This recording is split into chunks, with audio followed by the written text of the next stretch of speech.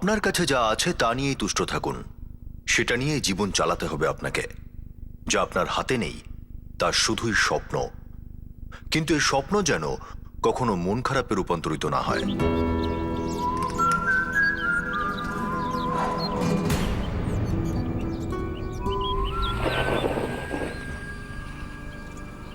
বহুদিন হয়ে গেল সুপ্রিয়া, তোমার মায়ের সঙ্গে দেখা করি না। চলো যাই। এটা কি তুমি বলবে অভিষেক? আমারও তো ইচ্ছা হয় ওদের কাছে যাই, কিন্তু আজকেই যেতে হবে তার কি মানে আছে? আরে মানেটা নিয়ে কিছু নয়, আজ আমি ফ্রি ছিলাম, একটু ড্রাইভ করে আসি, সেই বাহানে মায়ের সঙ্গে দেখা হয়ে যাবে। ওনার হাতের পাকোড়া খেতে খুব ইচ্ছা করছে। আজকে একদমই ইচ্ছা করছে না, আজ ট্রাভেল করার একদমই মুড নেই।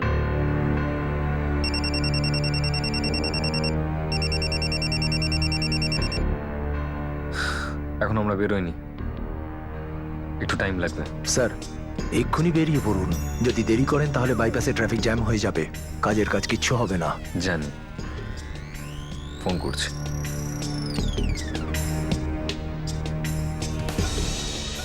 আমি এটার প্ল্যানিং আর সুপ্রিয়ার মুডের ব্যাপারে ভাবিনি। ওর মুডটা গোটা প্ল্যানিংটাকে ভেস্তে দিচ্ছিল।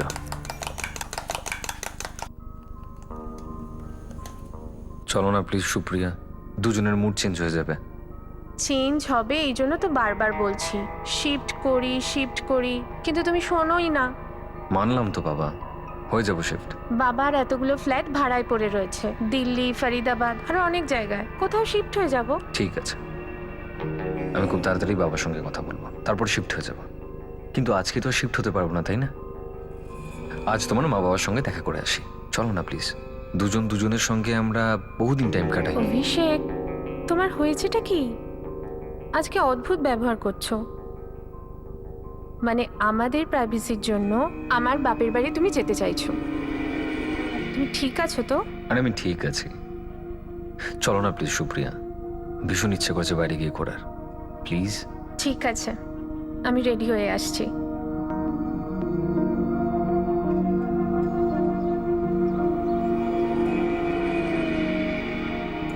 অভিষেক, আজকে কলেজ গেলি না?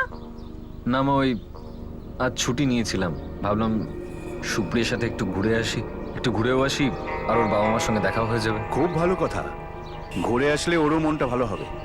সবসময় ওকে দেখি একা একাই ঘুরে বেড়াতে। আসছি মা, আসছি।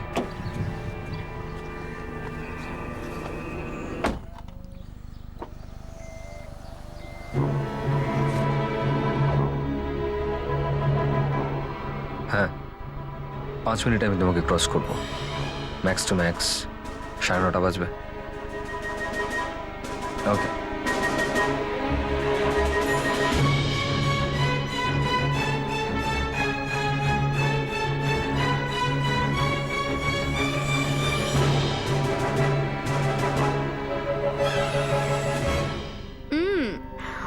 ওয়াও আন্টি, পুরো দুনিয়ার দই বড়া একদিকে আর তোমারটা অন্যদিকে। দ্য বেস্ট খা আন্টি। না তুই, আর একটু নে, প্রাণ ভরে খা। বাড়ির জন্য আলাদা প্যাক করে দিয়ে দেবো। মা, খা। কাজল সবকিছু একই খেয়ে নিয়েছে নাকি আমার জন্য কিছু আছে? এই জোকার, এই সবটা না আমার জন্য হয়েছে, দূরে থাক।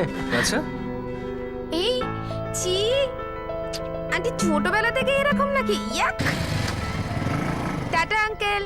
ওহে, খুব সাবধানে চালিও। কাকু এ না স্লো মোশনই আছে, বাইকটা সাইকেলের স্পিডে চালায় কি, তাই না? আচ্ছা চল, তোকে আজকে দেখাচ্ছি আমি। চল চল বাবা দেখছি। বাবা, স্পিড নয়, স্পিড কাকু নয়। তুমি চিন্তা করো না, আমি বসে আছি পিছনে, দেখি কিভাবে আউট অফ কন্ট্রোল হয়, তাই না? চল। চল চল, তোকে আজকে দেখাচ্ছি।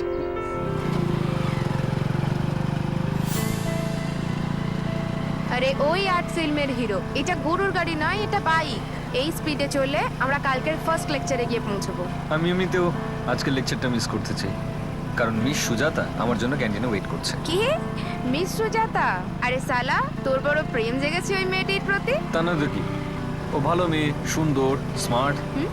আচ্ছা, তাহলে কি তুই ওকে প্রপোজ করছিস? ভেবে নে যে করে ফেলেছে। সত্যি? আগে হ্যাঁ, সত্যি। আবে যা ইয়ার যা, তোর মতো বিতু আতেল পাগল টাইপের ছেলেকে না ও জাস্ট ছুঁড়ে ফেলে দেবে। ও তোর মতো নয় বুঝলি, তোর থেকে 1000 গুণ স্মার্ট, ঠিক আছে? আরে তোদের আমি কি বলছি সেটা শোন। 2:30টার সময় আমরা বেরোই, 3:15-র মধ্যে আমরা সিনেমা হল পৌঁছে যাবো। 3:15 শো, 3টের মধ্যে পৌঁছতে হবে, টিকিটের জন্য লাইন তো দিতে হবে। না না, 2:45 নাগাদ বেরোই। আচ্ছা একটু কফিও তো খেতে হবে। হ্যাঁ একদম আরে ঠিকই শোন বলছে না, দেখ আরে ঠিকই ওর বলছে তো জায়গাটা ছিল এটাই না। করে নি টিকিট কেটেছিস?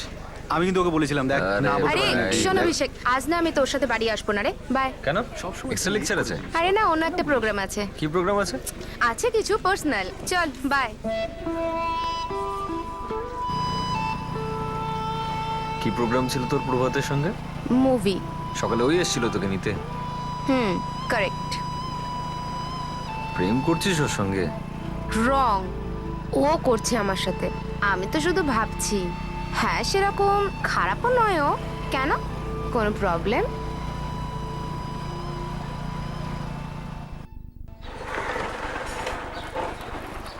চলায়। আরে কোথায় যাচ্ছিস তুই? খাবার খেয়ে যা, পরশু তোর ওখানে খেয়েছিলাম না, আজ তোর টার্ন, চলে আয়। না আমি বাড়ি যাব, লেট হচ্ছে। প্রবলেম কি আছে তোর বল তো? গাল কেন ফুলিয়ে আছিস তুই বল? প্রভাতকে নিয়ে সিরিয়াস তুই? তোকে কেন বলবো আমি? ছাড় না ভাই, আমি যাচ্ছি। সোজাসুজি বল ইডিয়েট, প্রবলেমটা কি? 4 বছর ধরে আছি তোর সঙ্গে, ভালোবাসি তোকে। যদি তুই সেটা বুঝতে না পারিস তাহলে গোল্লায় যা। আমার সঙ্গে এসব নাটক করার কোনো দরকার নেই। আরে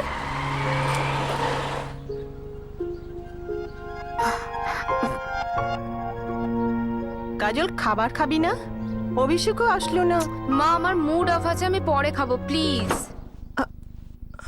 আরে তোদের দুজনে ঝগড়ার জন্য দরজা কেন বন্ধ করছিস? এটা লাস্ট টাইম হবে অভিষেক, যদি তুই আমার ফোন না ধরিস, মনে রাখিস। কি হয়েছে? তোর ওই মেয়ে সুজাতার সাথে কতটা কথা করিয়েছে? তোকে কেন বলবো? না তুই বলছিলিস তো, না ও আমার মতো নয়, আমার থেকে তো 1000 গুণে স্মার্ট। তুই এমন কি ভালো করে কথা বলিস আমার সঙ্গে? আর্ট ফিল্মের হিরো, জোকার, বাউন্ডুলে। ভালোবেসে বলি রে বোকা। আবার বোকা বললি? ভালোবাসাও তো বলেছি ইডিয়েট। ভালোবাসা, ভালোবাসা বুঝিস? লাভ, যেটা আমি তোর সাথে করি। কি হয়েছে? তাহলে তুই আগে কেন বলিসনি? তুই বলেছিস, আজ তো বললাম। তাহলে আমিও তো বললাম। চল আবার বলছি, আই লাভ ইউ। এবার বল, কি হলো? কথা বন্ধ হয়ে গেল বোকারামের। হ্যালো হ্যালো অভিষেক। হ্যালো হ্যালো অভিষেক।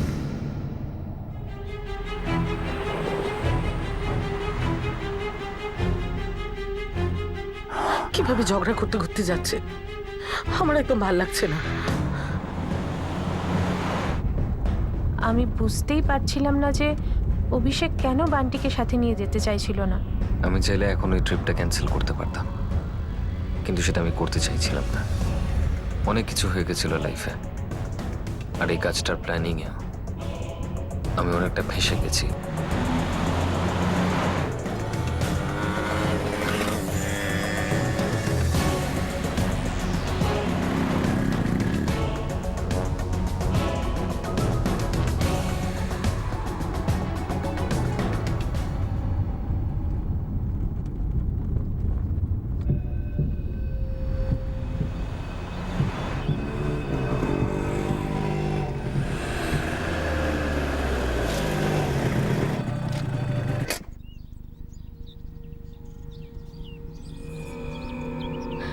কি হলো অভি?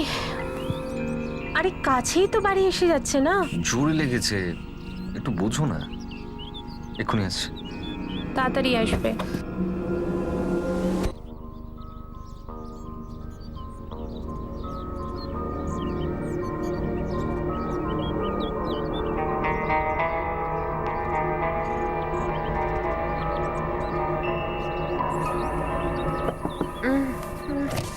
কি হয়েছে? দাও বান্ডিকে দাও, ঘুরিয়ে আনছি। আরে দাও না, বাড়ি একটু ঘুরিয়ে নি, ফ্রেশ ফিল করো। বান্টি ঘুমাচ্ছে আর তুমি টয়লেট করতে যাচ্ছ না? তোমার কি কিছু হয়েছে? তুমি কিন্তু নর্মাল বিহেভ করছো না, কিছু তো ডেফিনেটলি হয়েছে। কিচ্ছু হয়নি আমার, এক্ষুনি আসছে।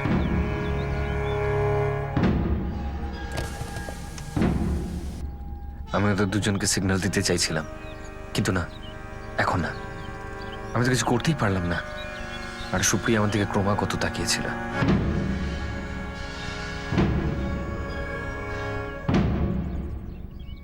হে ঈশ্বর, বান্টির যেন কিছু না হয়।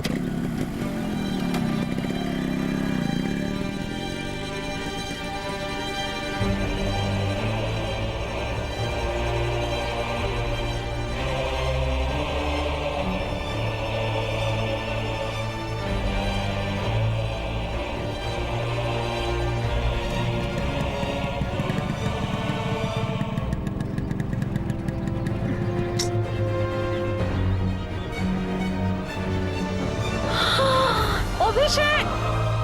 অভিষেক!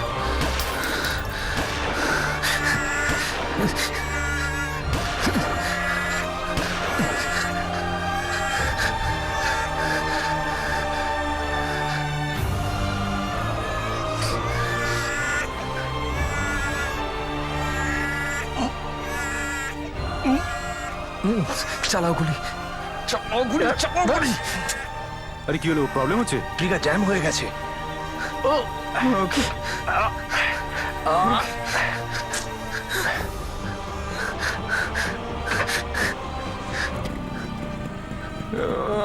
আমার বাচ্চা, আমার বাচ্চা। আপনার ছেলের কিচ্ছু হয়নি, ও বেঁচে আছে। আপনার বউ বাচ্চাকে সেভ করেছে। বান্টি, বান্টি।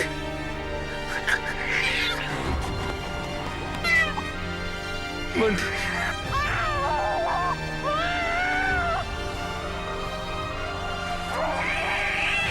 কিছু কিছু হয়নি, কিছু হয়নি।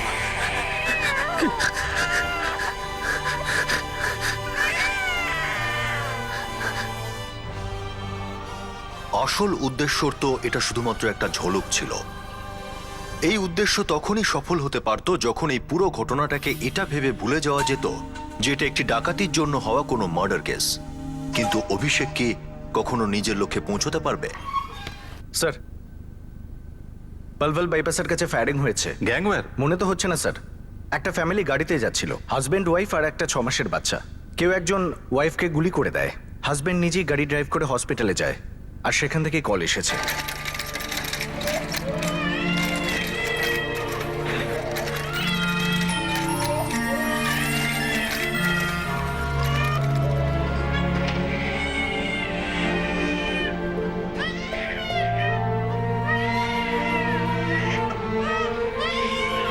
আরে বাবা, ঠিক করে বলবে তো কি হয়েছে। আরে কিচ্ছু বলেনি অভিষেক।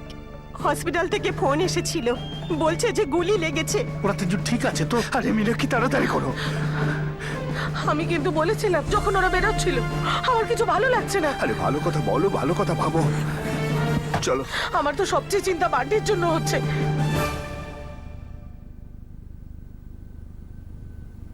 এখানে আনার আগেই ওনার মৃত্যু হয়ে গেছিল। Excuse me.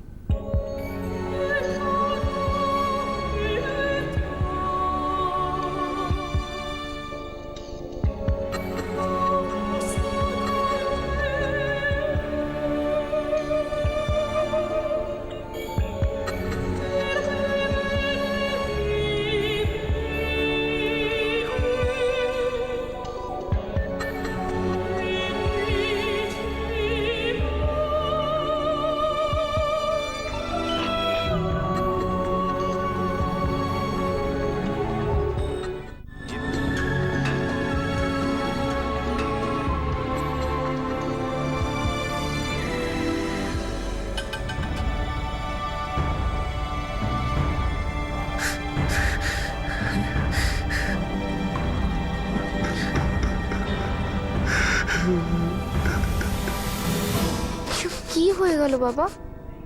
কেউ কেন এমনি গুলি করে দিল? ভগবানই জানে মা, আমি তো কিচ্ছু বুঝতে পারছি না। আমি গাড়িটা সাইডে পার্ক করেছিলাম বাথরুম যাওয়ার জন্য। সুপ্রিয়ার বান্টি গাড়ির ভিতরে ছিল। হঠাৎ আমি ফায়ারিং এর আওয়াজ শুনতে পেলাম। আমি গাড়ি থেকে দৌড়ে এলাম। স্যার, ওখানে বাইকে দুজন লোক ছিল। একজন সুপ্রিয়ার উপর গুলি করছিল। স্যার, আমি ওদেরকে তাড়া করলাম। আরেকটা লোক ওই সুপ্রিয়ার গলা থেকে চেন আর ওই ইয়াররিং গুলো বার করছিল। আমি ওকে ধরলাম, একটু ধস্তাধস্তি হলো। স্যার, যার হাতে ওই বন্দুকটা ছিল ও আমার দিকে বন্দুকও তাক করেছিল, কিন্তু ওর বন্দুকটা চলেনি। আপনার বাচ্চার তো কিছু হয়নি? ওই বান্টি সুপ্রিয়ার কোলে ছিল স্যার, কিন্তু যখন আমি ফিরে এলাম তখন ড্রাইভারের সিটে পড়েছিল স্যার। খুব জোরে জোরে কাঁদছিল স্যার। যেতে যেতে সুপ্রিয়া আমাদের বাচ্চাটাকে বাঁচিয়ে দিয়েছে।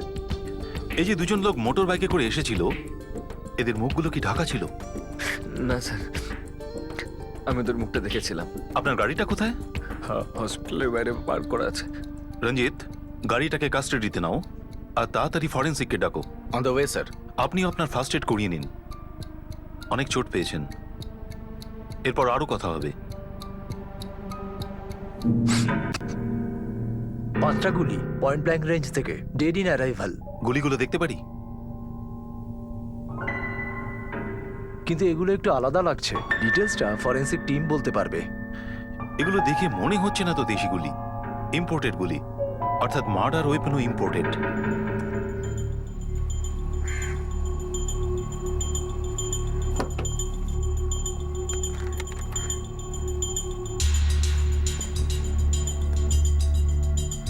এই অভিষেক ফরিদাবাদের কাছে কমলপুরে থাকে। ভিকটিম সুপ্রিয়ার মায়ের বাড়ি পালোভালে, সেখানে ওরা যাচ্ছিল। হাজব্যান্ড ওয়াইফ আর বাচ্চা। বাচ্চাটার বয়স 6 মাস। বান্টি নাম। আর এই অভিষেক বলছিল যে ওর ওয়াইফের গোল্ড চেনের ইয়াররিংস, পার্স সব লুট হয়ে গেছে। লোকাল গ্যাংয়ের ব্যাপারে খোঁজ নিচ্ছি। লোকাল গ্যাং নর্মালি দেশি রিভলভার ইউজ করে, কিন্তু এখানে মার্ডার ওয়েপন ইম্পোর্টেড গান। হতে পারে এরা বাইরের থেকে এসেছে। হতে পারে স্যার। ওরা ওদিক দিয়ে যাচ্ছিল, গাড়িটা দেখে আর অ্যাটাক করে দেয়। এমনই অ্যাটাক যে 5টা গুলি চলেছে ইম্পোর্টেড ওয়েপন থেকে। স্যার অভিষেক বলছিল ও হামলাকারীদের চেহারা ভালো করে দেখেছে। আমি স্কেচ আর্টিস্টকে দেখেছি, দেখি কি বেরোয়। আরে নিন, আপনারা মিষ্টি নিন। অভিষেক, না বাবা, আমরা তো দাদা ফটো দেখেই সিদ্ধান্ত নিয়েছিলাম এই আমাদের বাড়ির বউ হবে, কিন্তু ওরা নিজেদের মধ্যে কথা বলবে, দেখাশোনা করবে। আরে আজকাল তো এসব হয়েই থাকে। এটা তো ঠিকই। বাবা অভিষেক, আরে তুমিও তো কিছু বলবে। কি রে বল অভিষেক?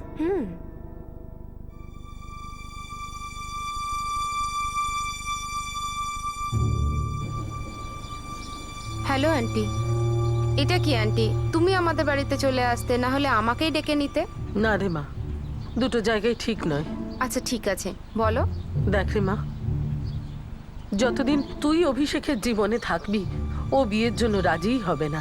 কমলপুর ছেড়ে চলে যাব, তোমার মনে হচ্ছে না এটা আমার জন্য বাড়াবাড়ি হয়ে যাবে? না না, তুই এই শহর ছেড়ে অন্য কোথাও চলে যা, এই কথাটা আমি একদমই বলছি না। কাজল, তুই তুই অভিষেকের সাথে একবার দেখা করে নে, ওকে শুধু বুঝিয়ে দে। কি বোঝাবো আন্টি? কি ও আমাকে ভুলে যাক? আর ওই যে মেয়েটি সুপ্রিয়া, সুপ্রিয়া ওর নাম। হ্যাঁ সুপ্রিয়া। সুপ্রিয়ার সাথেই ওর বিয়ে হোক, এটা সবার জন্যই ভালো। ব্যাস এইটুকু বুঝিয়ে দে ওকে।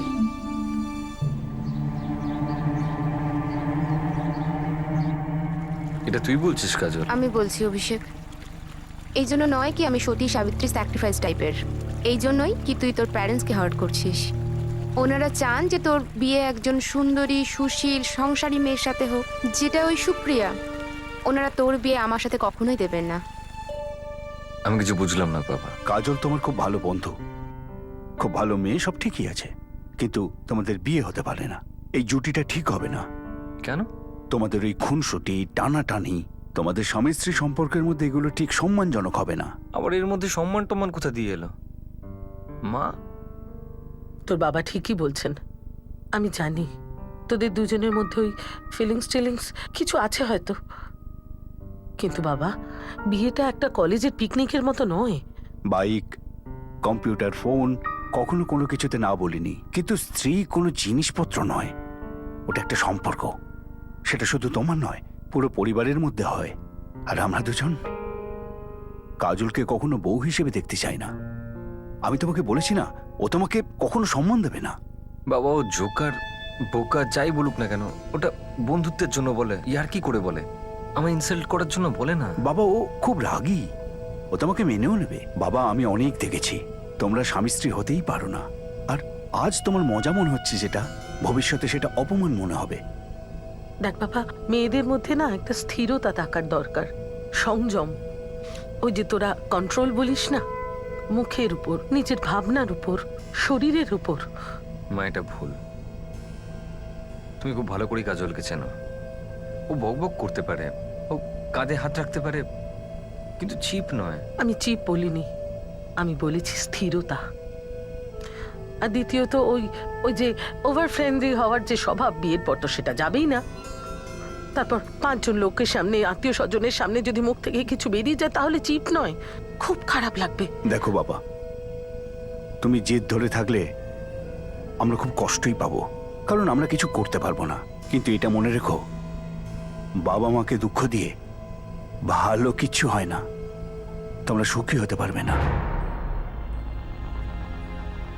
আরে ইয়ার অভিষেক, এই জিলাপি বানানো না তোর দ্বারা হবে না, তাই এই গোল গোল কথা বলিস না। সোজাসুজি বল যে প্রবলেম কি, ওটাই না? ওই স্ট্যান্ডার্ডের কথাবার্তা, একই গোত্র। সেটা নয় কাজল, ওই বাবা মার নিজস্ব ইস্যু আছে। কিরাম ইস্যু? কিসের ইস্যু? আমার সাথে? ও হ্যালো মিস্টার জিলিপিওয়ালা, সোজাসুজি কথা বলো, এই রসে ডুবিয়ে কথা বলো না। এটাই প্রবলেম, তুই কারোর সঙ্গে না, বিশেষ করে আমার সঙ্গে রেসপেক্ট দিয়ে কথা তো বলতেই পারিস না। রেসপেক্ট মানে? আমি কিছু বুঝলাম না অভিষেক। একে তো তুই তাকারি করে কথা বলিস, যার তার সামনে যা খুশি বলিস। কখনো ভেবেছিস সবাই কিভাবে রিয়াক্ট করবে? যা খুশি তাই বলে ডাকিস আমাকে। কখন ভেবেছিস কি? কি অভিষেক? বাবু আই লাভ ইউ। আমি কিচ্ছু বুঝতে পারছি না যে তুই কি ভেবে কি কথা বলছিস। প্লিজ বল যে আমি তোকে এমন কি বলেছি। কাজল, আমি এখন ফোন রাখছি। কাল দিদি আর জামাইবাবু যখন মা বাবার সঙ্গে কথা বলে নেবে, তারপর আমি ফোন করব। অভিষেক, তুই সুপ্রিয়াকেই বিয়ে করে নে, অন্তত তুই খুশিতে থাকবি। আমি খুশি থাকবো? তাহলে খুশি থাকা শিখে নে। ও তোর অনেক রেসপেক্ট করবে, আপনি বলে কথা বলবে। আর এমনিতে তো তোর স্বপ্নই ছিল যে তোর বিয়ে আমার মতো মেয়ের সাথে না হোক। তুই তো তোর বাবা মার একমাত্র ছেলে, আর আমিও। তাই যেটা হবে না সেটার জন্য নিজেকে দোষ দিস না, আর মা বাবাকেও। দেখ, আমি আন্টিকে বলেছিলাম আমি তোকে রাজি করাবো, তোর বিয়েতে আসবো, তোর মাথা থেকে আমার ভূতটাকেও তাড়াবো।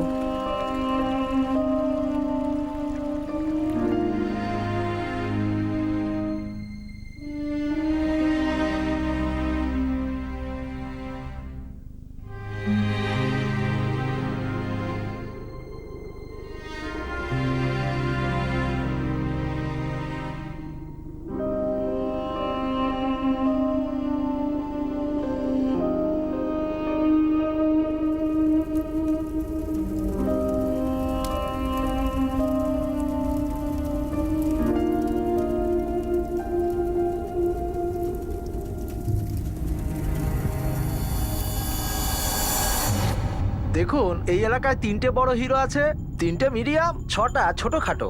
এই দুটোর ছবি তো চারিদিকে ঘোরালাম। এরা দুজন তো কোনোদিন কোনো গ্যাংয়ে ছিলই না। হতে পারে বাইরের কেউ, এই জেলারই নয়। দেখুন, আমি ইউপি, বিহার, দিল্লি, পাঞ্জাব সব জায়গায় আমাদের নেটওয়ার্কে এই দুজনের ফটো আর সব ডিটেল ঘুরিয়েছি। এটা কিন্তু কোনো জেসে ক্রিমিনাল নয়, ইম্পোর্টেড গান ব্যবহার করেছে। আরো ভালো করে চেষ্টা কর, খুনিকে ধরতেই হবে। সাহেব, যেমন আপনি কানের দুল, নেকলেস আর হাতের চুড়ি বলেছিলেন না, গত 4 দিনে কেউ বিক্রি করেনি স্যার। কেউ এখানে চুরি করে এখানেই বেচবে কেন? আমার ওই বাইক সম্পর্কে খবর চাই। বাইক দিয়ে কি করে হবে স্যার? বাইক তো আজকাল সবারই ঘরে ঘরে। চুরি করলো এক জায়গা থেকে, তারপরে নাম্বার পাল্টে দিল, আর কাজ হওয়ার পর ব্যবহারই করলো না। গত 4 দিন ধরে আমার টিম সারা এলাকা খুঁজছে, কিন্তু কোথাও কোনো বাইক পাওয়া যায়নি। স্যার, এটাও হতে পারে যে মেরেছে তারই বাইক হবে। যেমন ধরুন, যারা সুপারি নেয় তাদের মতন। সুপারি? কেন? কেউ কিছু বলেছে এ ব্যাপারে? ব্যাস মনে হলো ভিতর থেকে।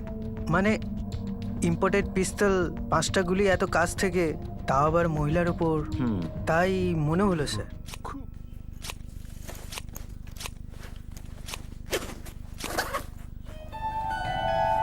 মা, আমি কলেজে যাচ্ছি, টাটা। আরে শোন, অভিষেকের সম্পর্কে কিছু জানিস? ওর স্ত্রীর সম্পর্কে? হ্যাঁ, ওই আমি পেপারে পড়েছিলাম। আমি আসছি। সাবধানে যা।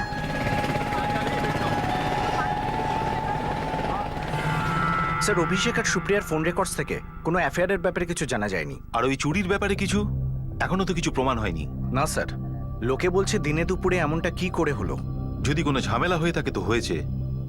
আচ্ছা, তুমিই বলো না, ভর দুপুরে লুট, মার্ডার, 5-5টা গুলি, ভাবার বিষয় কিন্তু এটা। এখানে দেখো, মার্ডার লোকেশন বাইপাস রোড, যেখানে স্বাভাবিকভাবেই ট্রাফিক কম থাকে।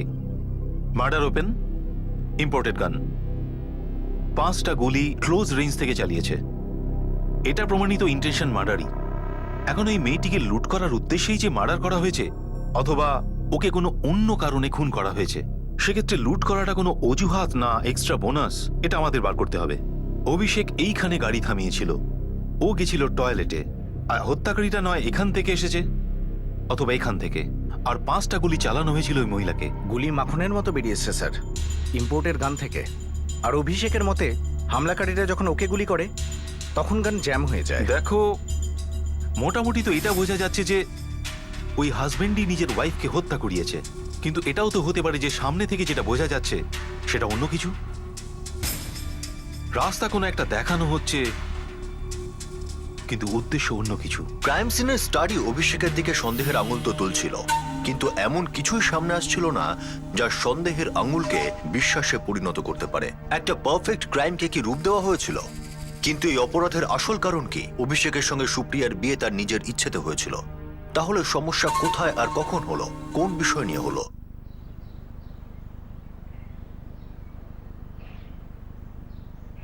সুপ্রিয়া, আরে মা উঠে পড়ো।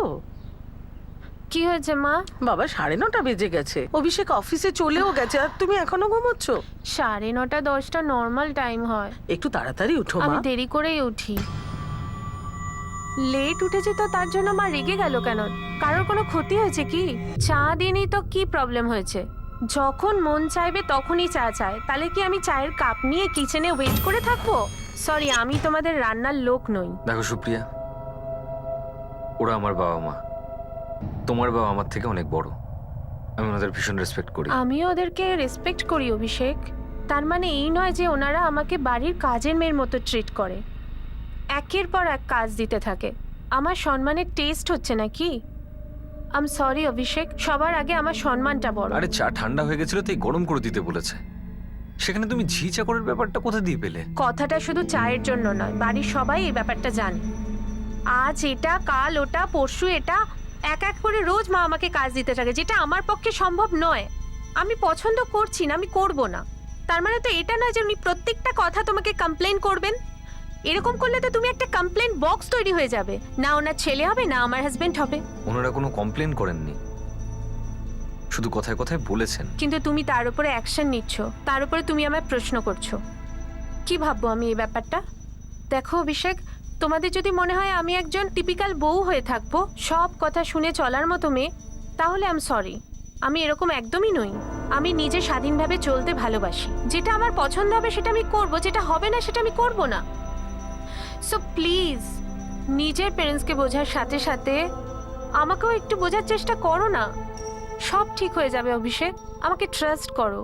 আমি কোনো ভিলেন নই।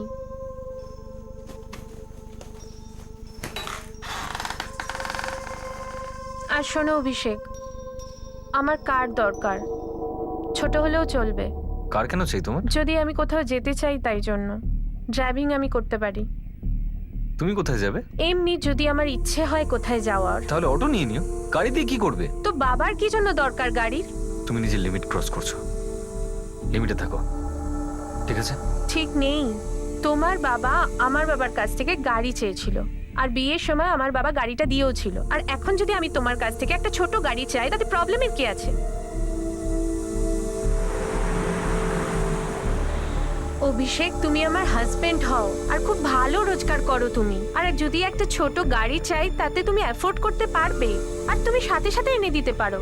তার জন্য তুমি বাবার পারমিশন নিচ্ছ কেন? অভিষেক, তোমার প্যারেন্টসরা ভাবেন তুমি এখনো ছোট আছো, আর তুমিও সেটাই ভাবো নিজেকে। এই জন্য প্রত্যেকটা ছোট ছোট কথায় তুমি ওনাদের পারমিশন নাও। অভিষেক, গ্রো আপ।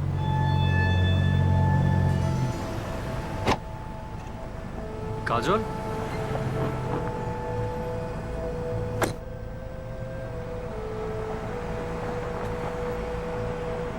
হাই, কেমন আছো? I am fine. Post graduation তোমার তো ইন্টারেস্টই ছিল না। ইন্টারেস্ট আর ফোকাস দুটোই চেঞ্জ এখন, তাই এমবিএ করছি। এখন শুধু আমার ক্যারিয়ারে ইন্টারেস্ট আছে, আর কিছু তো নয়। এসো, ড্রপ করে দিচ্ছি। নো থ্যাঙ্কস, ওই বাস স্টপ এসেই গেছে। 5 মিনিটের মধ্যেই বাস আসবে। আমি আসছি, বাই।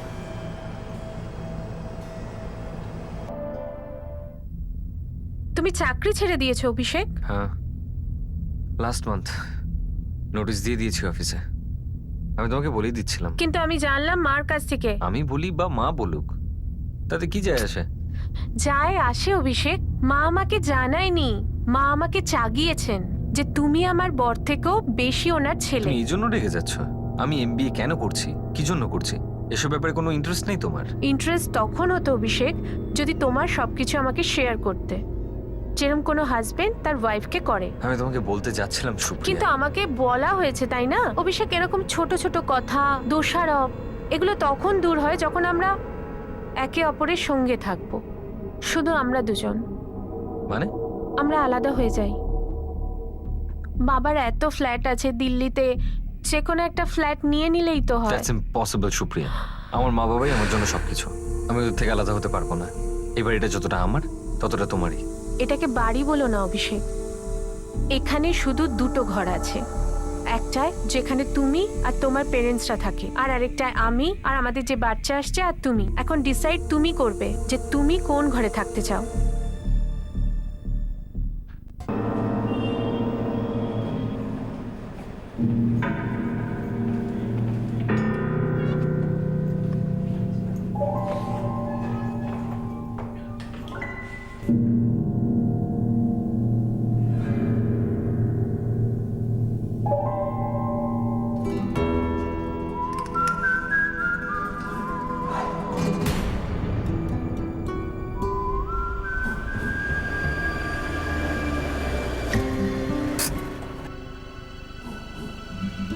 কাজল, কাজল, কাজল। কেন করছো এই সব কিছু অভিষেক? জানি না কেন। অভিষেক, এখন তুমি ম্যারিড, তোমার ওয়াইফ লাইফ দুটোই আছে। এমন কিচ্ছু করো না যাতে ভবিষ্যতে তোমাকে পস্তাতে হয়। তোমার সঙ্গে ব্রেকআপ করে আমি আজও পস্তাচ্ছি কাজল। আমি তো পস্তাচ্ছি না, আর ওই সময় ব্রেকআপটা আমার জন্য হয়নি, তোমার মা বাবার কথা শুনে আলাদা হয়েছিলাম। আমি চাইলেই হিংস্র হতে পারতাম, তোমাকেও বানাতে পারতাম, কিন্তু না, যেটা শেষ হয়ে গেছে না, সেটাকে আবার শুরু করো না। কাজল, যতটা ভালো আমি তোমাকে বেসেছি সেটা অন্য কাউকে বাঁচতে পারবো না। হাত ছাড়ো অভিষেক। আমার তোমাকে দরকার, ভীষণ মিস করি আমি তোমাকে। জানো তুমি, যখন তুমি আমাকে ব্রেকআপ করেছিলে না, তখন আমি ইমোশনালি ব্ল্যাকমেল করতে পারতাম। তাহলে করলে না কেন? অন্তত এই বিয়ের ফাঁদটা থেকে বাঁচতাম আমি। কি লাভ এখন এইসব ডিসকাস করে? তোমার থেকে বেটার আমাকে আর কেউ জানে না। সে সময় আমি কিছু ভাবতে পারিনি। তুমি তো বলতে পারতে, বোঝাতে পারতে, মা বাবার এগেনস্টে নিয়ে যেতে পারতে, যা খুশি করতে, আমার সঙ্গে তো থাকতে পারতে। তোমার ছাড়া বাঁচতে পারবো না আমি। ভীষণ মিস করি তোমায়। যখন কোনো মেয়ে কোনো ছেলেকে জোকার বলে ডাকে না, চোখে জল চলে আসে আমার।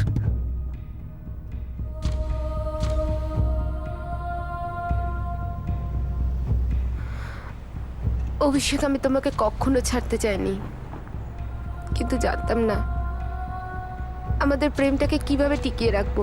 মানে স্যার, অভিষেক আমাদের খুব ভালো বন্ধু ছিল। ওর ওয়াইফের সম্বন্ধে শুনলাম, খুব খারাপ লাগলো। অভিষেক তোমাদের খুব কাছের বন্ধু? Yes sir. অভিষেকের কারোর সাথে কোনো অ্যাফেয়ার? আসলে স্যার, এমবিএ করার সময় অ্যাফেয়ার করার মতন সময় থাকে না কারুর। হ্যাঁ স্যার, যদি কেউ নিজেদের ব্যাপারটা সিক্রেট রাখতে চায় তাহলে কেউ কি করে জানবে স্যার? আমারটাও সিক্রেট রেখো। অভিষেক যেন না জানতে পারে যে পুলিশ ওর ব্যাপারে খোঁজ খবর নিচ্ছে। Okay sir. ঠিক আছে? আজ কলেজে এসেছে অভিষেক? স্যার, ও তো এক সপ্তাহ ধরে কলেজেই আসছে না, যেদিন থেকে ওর ওয়াইফ।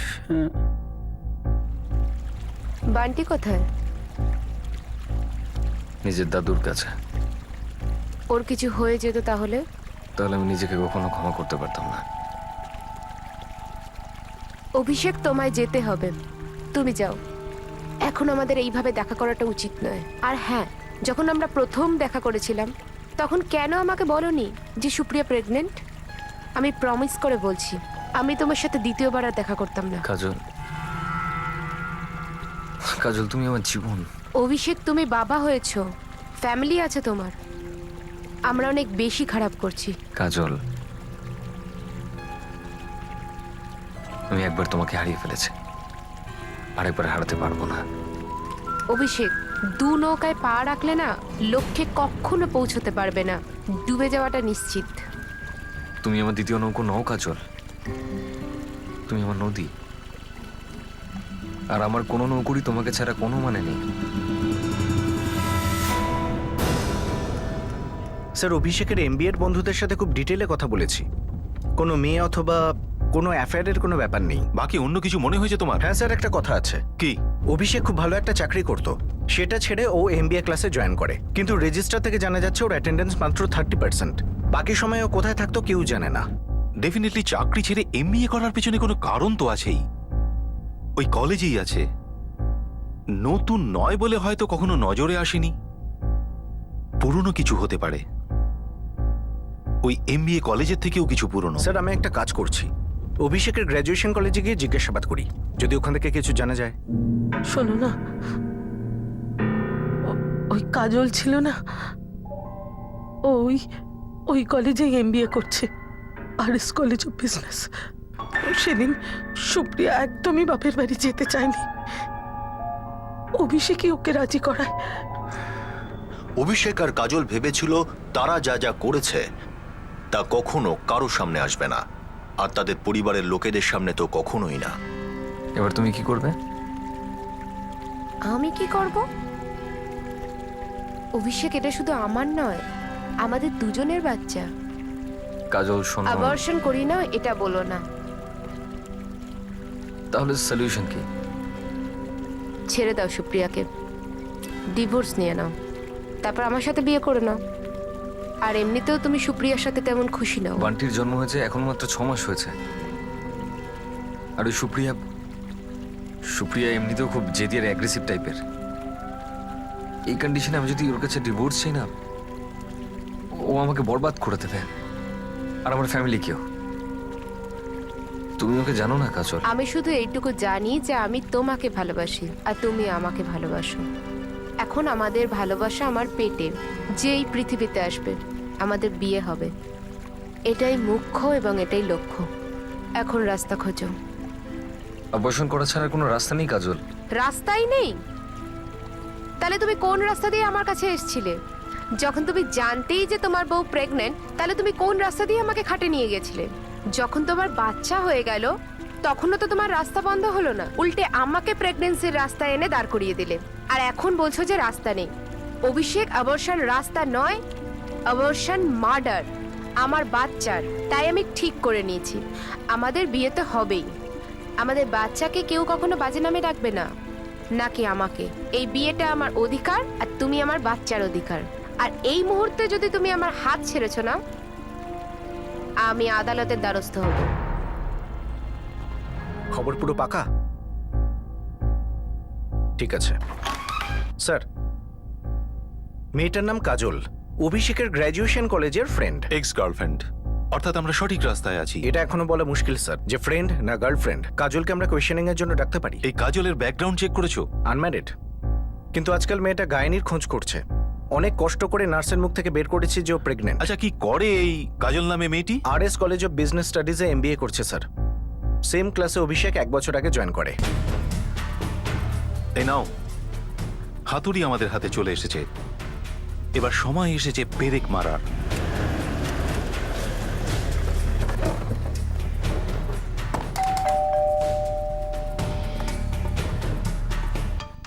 হ্যাঁ বলুন। কাজল আপনার মেয়ে? আগে হ্যাঁ। ডাকুন ওকে।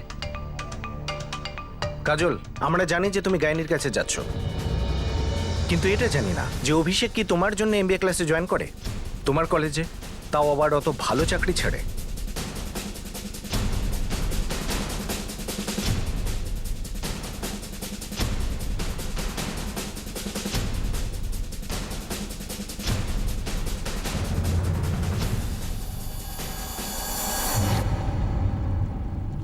হাঁপিয়ে গেছে আমি কাজল, মাথা খারাপ হয়ে গেছে আমার।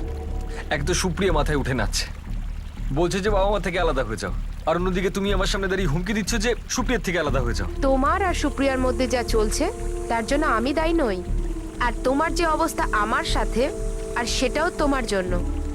তো এটা তো বলো না যে তুমি ভিকটিম। আমি নিজে ভিকটিম কি না সেটা আমি জানি না কাজল, কিন্তু একটা কথা আমি জানি, যে আমার জন্য আমার বাবা মার জীবন, সুপ্রিয়ার জীবন, তোমার জীবন, বান্টির জীবন, তোমার বাবা মার জীবন সব নষ্ট হয়ে যাবে, আর হয়তো আরো খারাপ হয়ে যেতে পারে। এসব কিছুর একই সলিউশন, সুইসাইড। একটাই রাস্তা, এটাই উপায়।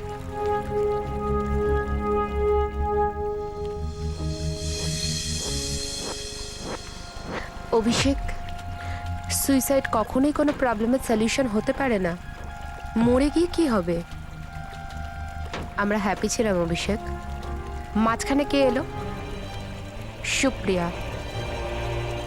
তো মরতে কাকে হবে? ওকে।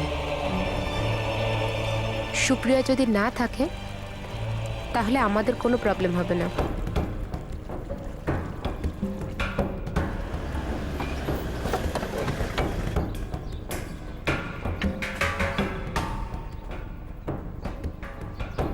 অভিষেক, ইয়েস স্যার।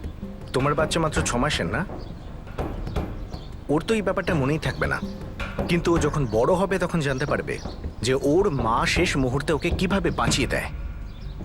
আর গুলি চালিয়েছিল আর কেউ না, ওর নিজের বাবা। অভিষেক, কোনো মার্ডারের প্ল্যানই শেষ মুহূর্তে সফল হতে পারে না।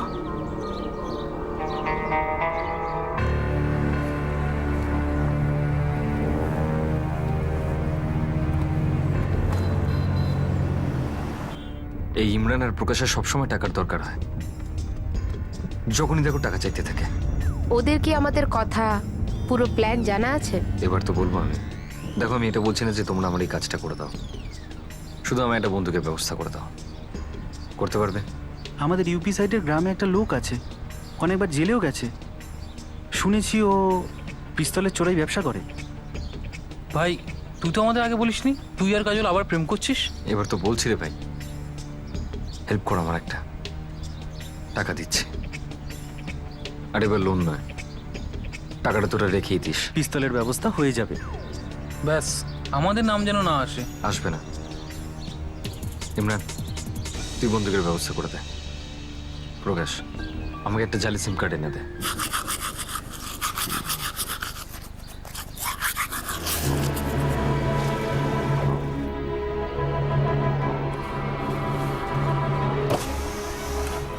টাকা চাই? কালই তোমার বাবার কাছ থেকে চাইলাম, উনি তো বারণ করে দিলেন। তুমি তো খুব দয়া দেখাচ্ছ। আমার একটা কাজ করবি? বলো কি করতে হবে? লখনৌ যেতে হবে তোকে, একটা নাম্বার দেবো, কায়ুম, কায়ুম রিজভি নাম। আচ্ছা, ওকে ফোন করে দেখা করবি, নিজের নাম্বার দিয়ে ফোন করবি না। ও তোকে একটা পার্সেল দেবে, ওই পার্সেলের ভিতরে একটা পিস্তল থাকবে, সেটা নিয়ে আমাকে দিবি। এই কাজটার জন্য 1 লাখ টাকা দেবো। তো এই পিস্তল কাউকে মারার জন্যে হ্যাঁ। কোনো লোক আছে? ঠুকবে কে? তুই কি কাউকে চিনিস নাকি? একটা ছেলে আছে, টাকার জন্য যা খুশি করবে। ঠিক আছে, প্রথমে বন্দুক নিয়ে তারপর শুটারের সঙ্গে দেখা করে।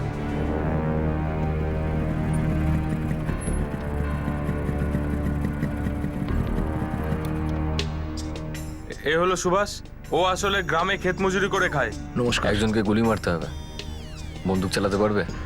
দিনেশদা তো বললো টাকা পাওয়া যাবে, টাকার জন্য তো করতেই পারি। এমনিতে পাবোটা কত মার্ডার করতে? 50,000। স্যার, আমার একটা বন্ধু আছে জাভেদ, আমার সাথে কাজ করবে, দুজন হলে সহজ হবে। ভাই কিন্তু ও আলাদা করে কিছু পাবে না। না না, তাকে আলাদা টাকা দেবো, 50,000। হ্যাঁ, তাহলে ঠিক আছে স্যার। কবে, কখন, কাকে মারতে হবে আপনি কখন বলবেন? আগে ওই জাভেদকে নিয়ে এসো। ঠিক আছে। বাইক আছে তোমাদের কাছে? না স্যার, বাইক তো নেই। একটা কাজ কর, আমারটাই নিয়ে যা, চিন্তা করিস না। হ্যাঁ ঠিক আছে স্যার। কাল চলে এসো। ফোন নম্বর আছে? হ্যাঁ স্যার। দিনেশ তোমার আত্মীয় হয়? হ্যাঁ। শোনো, দিনেশ ভাল্লা, RS কলেজ থেকে ইমরান শেখ আর প্রকাশ শর্মা আর ওই সুভাষ সিং আর জাভেদ বেগ সবাইকে তুলে আনো। স্যার। আগে কতবার দেখা হয়েছে? 4 দিনে 4 বার। তোমরা কি কারণে একটা নিষ্পাপ মেয়েকে হত্যা করতে পারলে? আর এখানে পাবলিক আর মিডিয়া আমাদের পেছনে পড়ে গেছে যে পুলিশ তো কিছু করছেই না। ভর দুপুরে মার্ডার, লুটতরাজ, এইসব আর কি। দেখো কি বেরোলো। আর অভিষেক, তুমি একবারের জন্যও ভাবনি যে সুপ্রিয়ার কোলে 6 মাসের একটা বাচ্চা রয়েছে, তোমার বাচ্চা, যার গুলি লাগতে পারতো? এটা আমার প্ল্যানের বাইরে ছিল স্যার। আমি এটা কখনো ভাবিওনি যে বান্ডিকে মায়ের কাছে ছেড়ে যাওয়ার জন্য সুপ্রিয়া রাজি হবে না। প্ল্যানিং তো তোমরা খুব ভালো করেই করেছিলে। অন্য কারো সিম কার্ড ইউজ করেছো, গানের জন্য অন্য কারোর সাথে কন্ট্যাক্ট করেছিলে, আর তৃতীয় কাউকে পাঠিয়েছিলে গান কালেক্ট করার জন্য, আর চতুর্থ বা তার বন্ধুকে দিয়ে টিগার দাবিয়েছিলে। কিন্তু এই সুপার প্ল্যানের মাঝে একটা খুঁত রয়ে গিয়েছিল যেটা তোমরা এক্সপেক্ট করতে পারোনি। যখন এই দোষ ধরা পড়ে যাবে তখন সমস্ত সন্দেহের তীর তোমাদের দিকেই যাবে। তখন কোনো দোষারোপ তোমরা অন্য কাউকে করতে পারবে না। তোমাদের প্ল্যানিং এর একটাই উদ্দেশ্য ছিল যে সুপ্রিয়ার লাশের উপর দিয়েই তোমরা স্বামী স্ত্রী হয়ে বাকি জীবনযাপন করবে। কিন্তু এই প্ল্যানিংটা সফল হওয়ার কথা নয়, কারণ তোমাদের চিন্তাতেই ভুল ছিল।